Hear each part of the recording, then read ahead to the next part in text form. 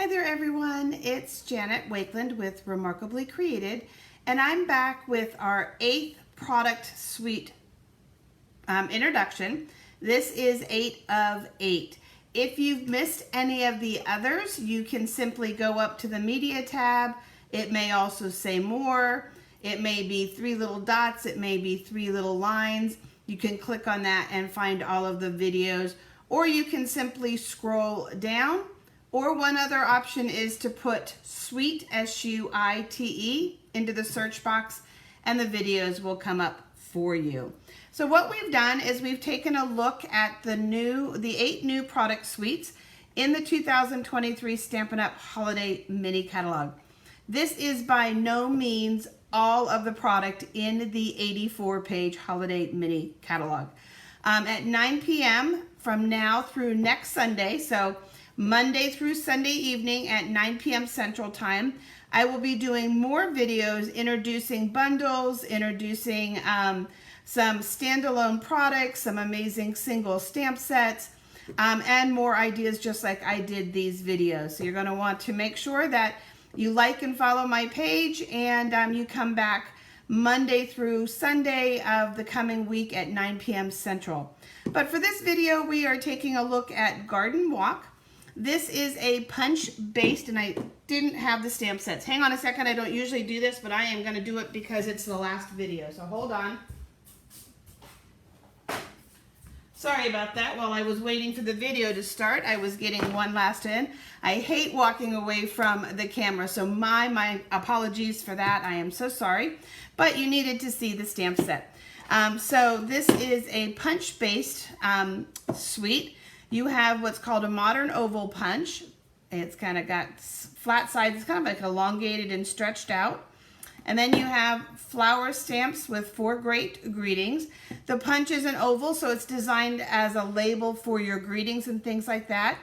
And then the flowers, you would simply just stamp direct to paper. Or if you wanted them to have a 3D look, then you would need to use your snips and do a little bit of fussy cutting. So your stamps and your punch.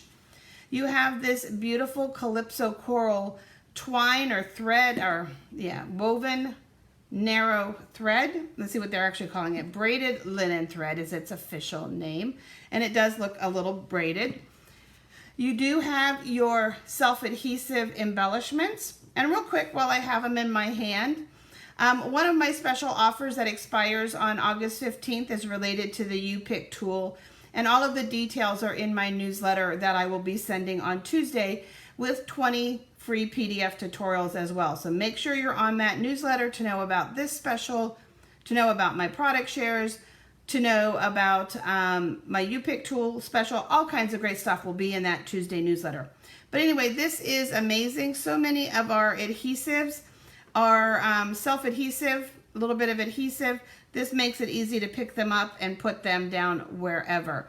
I also have a video that I did on all of the different tips of the U-Pick tool and all of the fun ways that you can use those, and that's also up under that video tab. But I wanted to show that for you, give a shout out to my newsletter. But again, you've got some really, really fun colors, kind of holographic, gold, pretty peacock, and then you've got your beautiful flirty flamingo. So then you've got beautiful papers. And again, in my favorite size, 6x6. So let's take a look at these pretty papers. And these are done a little bit different if you're used to our 6x6 packets. In this case, you're going to have 8 patterns that are double-sided, and you're going to have 6 of those sheets. So you're going to have a lot more opportunity to mix and match your prints and to mix and match these prints with other papers, because again, you get 6 of the sheets. So I'm really kind of liking that setup. So here's one print of the flowers. Here's another print. And I'm going to leave one out because I want to use that for some of the tips I'm going to show you at the end. Got our beautiful roses with that beautiful paper. I love the fall look of this one and the colors, the muted colors in this.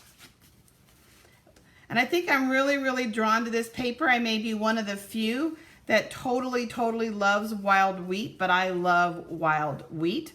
And it is a color that's used in these papers, so I love that. You do get some Christmas prints. You've got your poinsettias. And then you've got this print here that could easily be Christmas as well, just by its color scheme, but could also be fall, and it's just some happy colors. And then when we flip them over, you're going to see lots of coordinating pieces and borders. You can see just how well the prints and the papers all mix and match together, and how you're going to be able to work with them. So 6x6 paper there. So let's take a look at some samples, some ideas to inspire you, and I want to show you a couple of fun tips as well as we've been doing, in some of our other videos. So let's start first with this one that you saw in the designer paper video. And in this case, I used a little bit of our Granny Apple foil, which is new paper that you will see along with the Merry Bold and Bright Suite. I die cut, or not die cut, I used the little sprig punch and the designer paper. Don't always reach for your cardstock. First off, it's a little heavier. If you're trying to keep your cards light, use those designer paper scraps with your punches. This is the new Decals circles. You're gonna love when you see those this week. Made it a happy birthday card and a little bit of twine on that one. Cards don't always have to be fancy and layered and have bows and all of that. They can be beautiful, just traditional and flat. In this case, there is no embellishments, no ribbon, no twine, no die cut, nothing. We used a pine branch. We just married 2 stamp sets together. This modern garden, and I forget which one the pine is, but I will let you know. And wishing you warm. And in lieu of like some type of sequins, I used the little flower center, and I used smoky slate to kind of give it a silver look. So again, they can always just be like that. They don't always have to be crazy embellished with lots of things on them, right? Here I used the punch to create a little side element interest. I punched also all the way through the designer paper and cardstock layer, and the greeting is actually on the inside. Another, again, very, very simple card. And sometimes we want to layer and get a little busier, and sometimes we want to keep it just a little simple. Depends on our time, depends on our inspiration, depends on how we're mailing it, depends on sometimes too where we're at in our level of experience with paper crafting. So here's a fun one. We use just a little bit of paper down below. So it's this one of the back sides of the paper down here.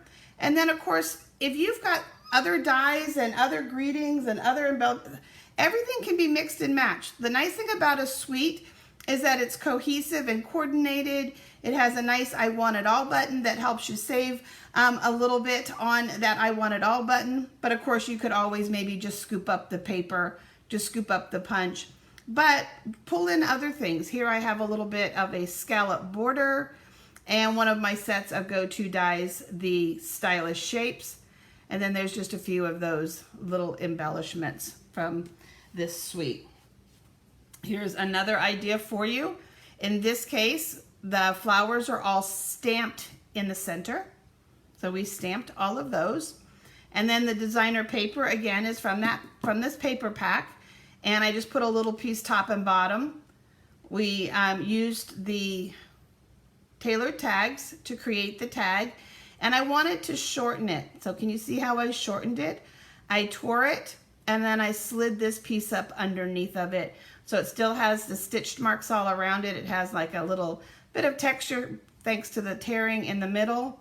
Folded a little circle over the top to hide the where the bow crosses over, and 2 pieces of ribbon at the bottom. Sometimes you're going to use just a small little piece to make a bow, and then other times you're going to just go ahead and just use up almost a yard of ribbon. I love using my product because once it's used up, I get to have guilt-free shopping, right? I don't go, oh my gosh, I haven't even used XYZ yet. So I love using my product. And this color scheme was actually inspired. Here you can see where there's the wild wheat, you've got the real red, you have the flirty flamingo. So I used the paper to inspire my color scheme, and I do that quite often. And then you've got the embellishments on it.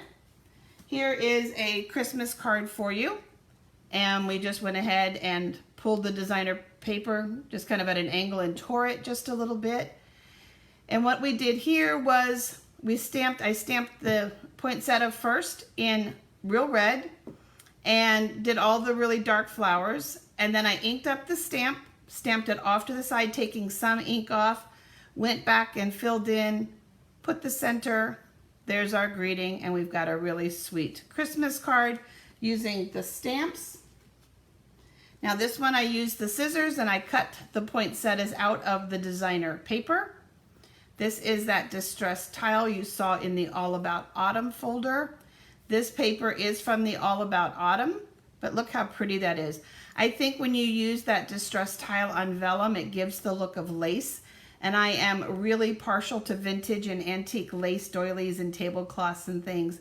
So this just is kind of really me. So I love that vintage look and that old time Christmas look on this. And in this case, I put the greeting direct on the paper. Since all of this was layered, I didn't want one more layer on the card, if that makes sense. And so again, just all cut, and then using that same sprig punch for a little bit of spruce green to bring that one out. And then of course we always have to go a little over the top, right? And so here again, you can see where we've created some flowers. We used the In Color shiny paper, the luster paper. And I'm going to give you a little tip about the twine here in just a second. But this is the slimline card, and slimline cards fit in your standard business envelopes that you can find at any office store. So a great pairing from the annual catalog right now with this particular suite is what's called our paper florist dies. These are not part of a bundle. These are dies that stand by themselves. And with these, you're able to make really cool different kinds of flowers and things like this. So this is a great set of dies that pair really, really well with this paper that is part of this suite. So let me push those up just a little bit, and let me give you one tip to start with, and then we'll give you one more. So Stampin' Up! Has this really thick twine that is in our In Colors. We've got Pebbled Path, Boho Blue, Moody Mauve, Copper Clay, Wild Wheat, and it's really thick, and there's a time and a place for really thick cardstock or cardstock twine, but sometimes you just want something a little thinner and maybe with even a little bit more character. Here, look how wavy this is. So what you're going to do is you're going to cut a length, and you're just going to untwist, and as it starts to untwist, it will untwist. You'll have 3 separate strands then that you're going to be able to work with, and I just kind of grab one, and I just kind of start to pull it, and it will break loose for you, and you're going to have your different pieces. And in this case, this one can be broken down one more time. So you're just going to be able to get some really fun pieces by untwisting your really thick twine. Let me move all of these out of the way so I don't make a mess here for just a second on my sample cards. And let me give you another tip. If I go back to this card, if you look at the background, it's got all these little flecks on it, okay? And I want to show you how I did that. I always know this technique is something called fly specking, where flies leave little black dots everywhere, right? And it kind of mimics that look. So I have a clear block. I'm going to put this over this way. I have a clear block. I have the Memento black ink, and I'm just going to stamp on the block. The block is not porous, so it's not going to soak that ink up or anything like that. I'm going to put the block down in here for just a second, and I'm going to spritz it with water just to make it real wet. And the reason being is I have a toothbrush here, an old toothbrush. It's not one that I use currently on my teeth. And I'm going to put my card in here. I call this my messy box. For those of you that have any of our kit collections or paper pumpkin, it's perfect as what I call a messy box to work in and contain things.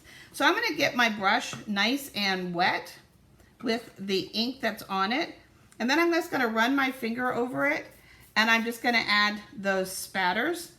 But again, keeping it in that box. And if I hold this up, you're going to see now where I've added those little bit of just kind of little dots and spatters. So something that's very easy to do on the backgrounds of your cards.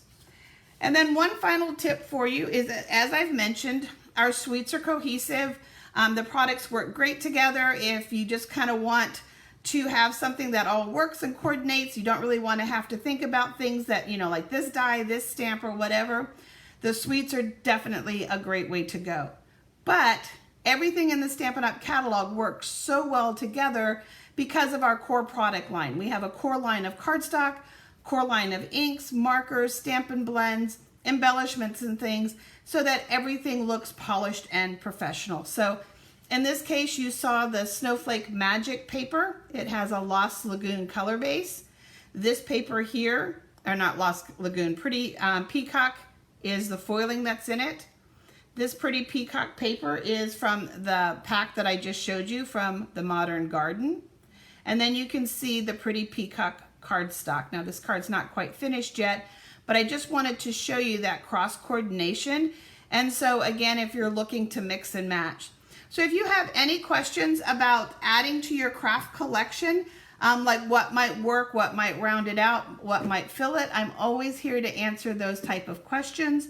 In relation to the samples, throughout the coming week, I will also be taking pictures of those and creating a photo album here on my Facebook page, 2023 Stampin' Up! Mini Holiday Catalog, and I'll start to post the samples there.